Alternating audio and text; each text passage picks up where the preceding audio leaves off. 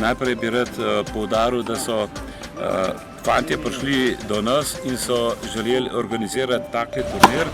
Seveda za nas je bilo to en od večjih izzivov.